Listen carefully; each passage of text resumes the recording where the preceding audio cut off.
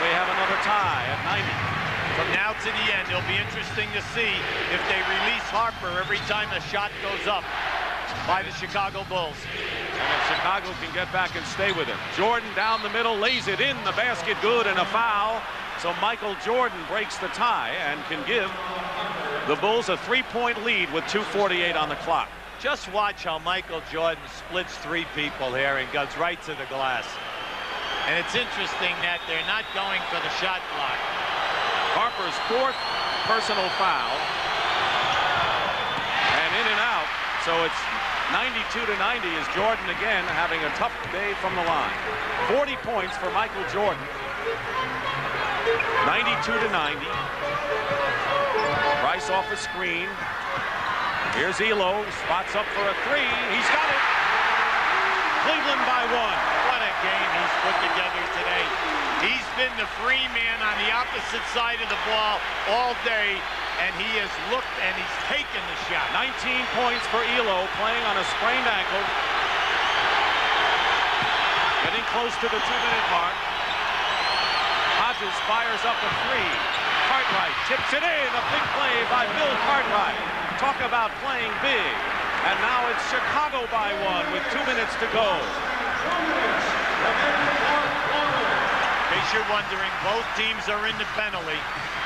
And both teams have plenty of timeouts remaining. Hodges fights through the pick. Price fires it up. Rebound, Cartwright. Hodges, good defense that time, fighting around the pick on Price. But now Chicago. Jordan fakes out Ehlo. Hodges open in the corner. And Grant collides with Nance, and Grant may have fouled out of this one. It is on Horace Grant, and he's gone with his sixth personal foul. He's going to be missed. We're talking about, never mind the point factor. Rebound. He's averaging 15 rebounds a game in this playoff series. And down the stretch in a game like this, you need the best rebounders you can get. Brant Sellers will replace him in the lineup. And Grant goes out having scored 12 points and 5 rebounds. So now Sellers, who is from Warrensville Heights, Ohio, right in this neighborhood and starred at Ohio State and was one of the Big Ten's top rebounders, now has the pressure on him. You see a lot of timeouts left for both.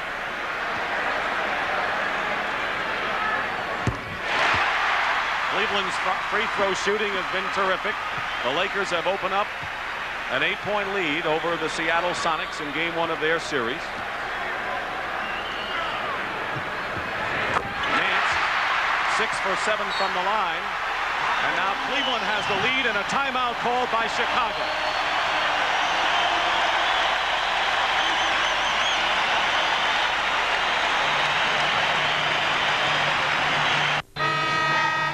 All right, UB, 95-94 Cleveland. Well, if I'm Lenny Wilkins, I cannot continue to allow Michael Jordan to come off of any pick-and-roll situation without outright trapping him and forcing Michael to give up the basketball. Right now, the stepping out and the semi-switch is being broken down because Michael is so clever with the basketball. It'll be interesting now, though, to see if Doug gives Michael the ball in a clear-out situation from the wing or from the top of the circle. 40 points for Michael Jordan.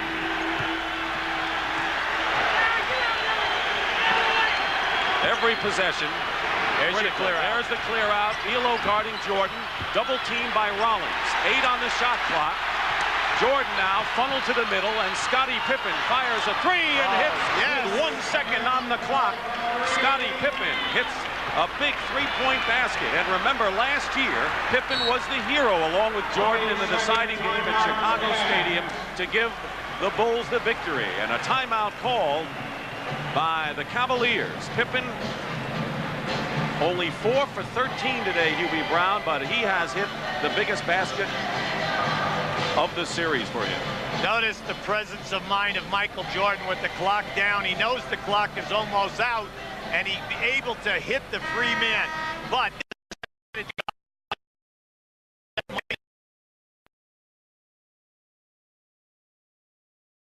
one corner and Pippen in the other.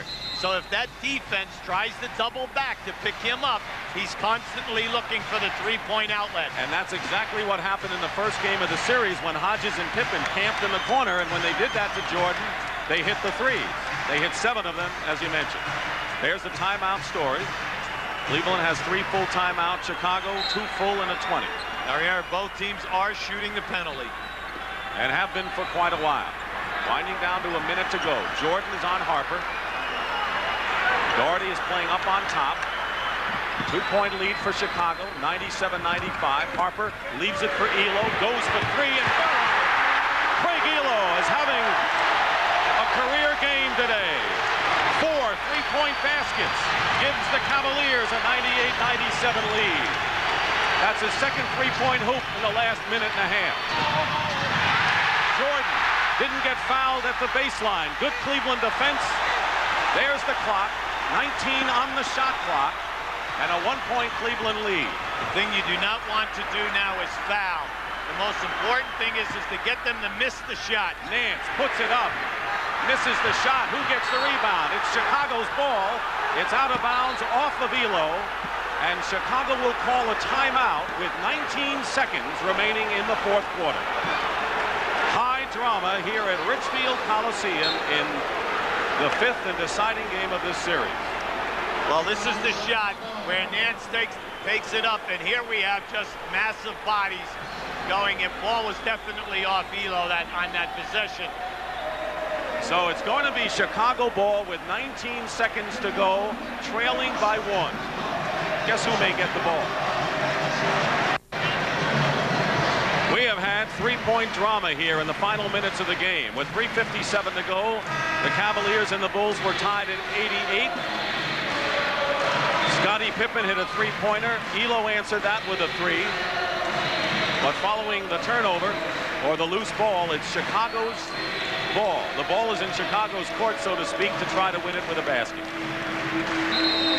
Well, a big win by the Lakers, pulling it out in the last quarter. Chicago taking the ball at the opposite end of the floor. See, what that does is that gives you, it straightens out your defense, and it does not allow you the half court being able not to play the guy out of bounds and possibly force a turnover. They have plenty of time to get it in bounds and get it up the floor. Chicago has a 20-second timeout and a regular timeout. Pippen brings it across, defended by Harper. 11 seconds to go. In the middle of the floor. Jordan has it. And Jordan puts up a jumper and hits with 6 seconds to go. Jordan hits the basket and now has 42 points in the game, and the Cavaliers have called a timeout. They have 1 timeout remaining, and Michael Jordan, who was not an impressive shooter at all in the first half, has 28 points in the second half, including these 2 big ones to give Chicago the lead. Now, Ehlo was hit in the face, but that might have been just incidental contact. Yeah, but it came off of the shoulder as he was defending Michael Jordan. Now, Michael just elevated on that. There was no way he could get up. Ehlo, remember what we said, he's given him 22 points today. He's given him tough defense, but he does have a bad ankle. And the fact that he's been able to do all this is sensational.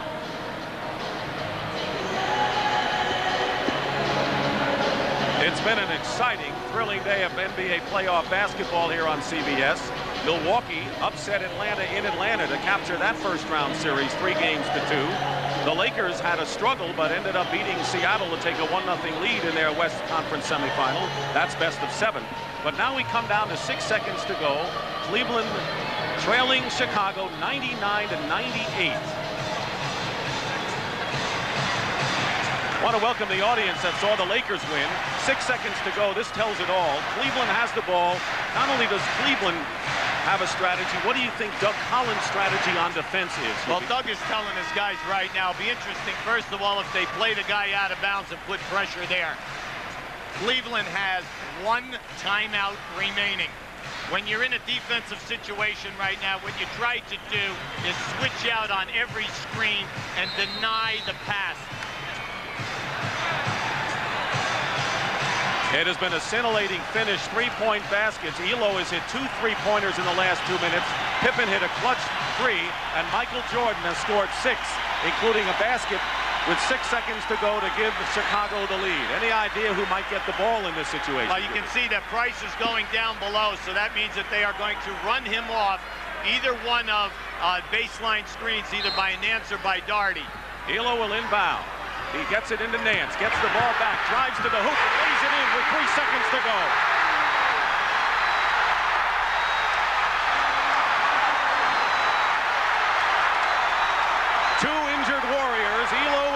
Michael, Price with an injured groin, have played the games of their lives, considering the importance this afternoon. Ehlo with 22 points, Price with 23, and now Chicago has 3 seconds to try to win it. In the NBA, the most dangerous man is the guy out of bounds, and here this is a give and go. They ran Price off the down screens. He came up the middle. It was all a decoy. That pass went right into Nance, and we had the man from out of bounds. That's why at the end of NBA games, when you are down 3, you are always worried about the guy out of bounds throwing in, stepping in, and getting a return pass. That's what happened. And Craig Ehlo, who has scored 15 points here in the fourth quarter, has played big in the big period, the biggest of the season for the Cavaliers. And 3 seconds remain. Chicago, with the timeout now, has only a 20. Cleveland has 1 timeout left. Now, how will Cleveland defend Jordan?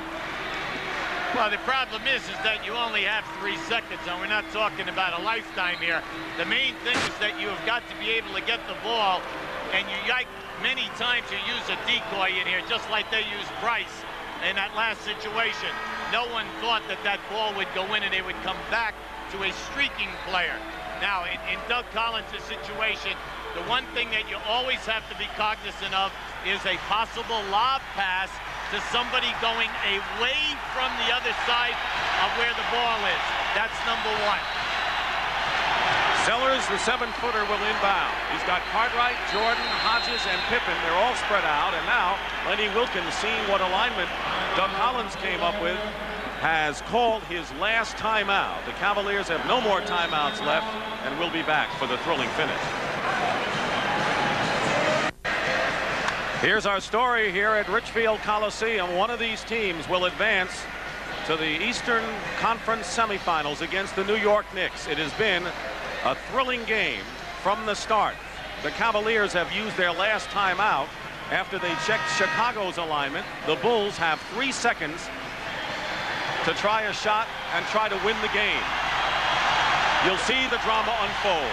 The big thing here is that you jam the passer, or you put a lot of pressure on the man. Now, Nance is laying off him right now, but watch to see if he runs at the ball or he picks up the cutters coming to the ball. Sellers will inbound.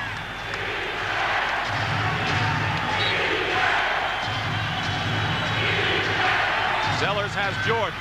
Jordan with 2 seconds to go, puts it up and scores at the buzzer. Michael Jordan has won it for Chicago. Michael Jordan hit the basket at the buzzer as a disconsolate Lenny Wilkins leads the floor, and for the second time today, the visiting team has won the deciding game in an opening round series, and the Chicago Bulls will move on to play the New York Knicks in the best of 7. Right now, let's go right over to JB with Michael Jordan. Michael, now I thought you weren't supposed to be feeling so well coming into today's game. You know, a lot of people put a lot of pressure on me, and you know, I still couldn't concentrate and make my free throws, but I didn't have to take a free throw in the last shot. It was a shot. I felt comfortable. We came in, we stuck tough, we hung right in there, gave ourselves a chance to win, and we won the ball game. As we take a look at this replay, now you're not one to do an awful lot of boasting, but you had some boasts to make to a few Chicago writers about this series. A lot of people put us out of this whole series, and you know, I opened my mouth a little bit, and I challenged the guys, I challenged myself, and said we could win in 4. But we didn't win in 4, we won in 5. I don't care how many we won in, we won, and that's all that counts. My last question. There's a pregame ritual that you go through. You're back in the locker room by yourself. There's a song that plays, and you said that was going to be your theme. What's that song that you listen to? Anita Baker, Give It Your Best. Just go out and give it your all. And that's what I did. I felt that, you know, we had to go out and play. You know, the pressure was not on us, it was on them. We've beaten them here before. We just wanted to duplicate that again, and we did it. And the Big Apple waits for you. We're going to New York, baby. All right, and the song was called by Anita Baby. Giving it the best that you can. Let's go over to Dick Stockton. What a fantastic game in what you would expect a deciding game to be. Our Miller Lite player of the game, Michael Jordan, 44 points, 30 in the second half, including the game winner at the buzzer, and the lead with 6 seconds to go before Ehlo scored the hoop. Ehlo with 24, a tremendous performance. And Light Beer is proud to present a check for $1,000 on behalf of Michael Jordan to the National Multiple Sclerosis Society. So let's see the playoff alignment next week on CBS. At 1 o'clock Eastern, it'll be the Knicks at Chicago at the stadium, followed by Phoenix at Golden State. And we have a doubleheader on Sunday as well.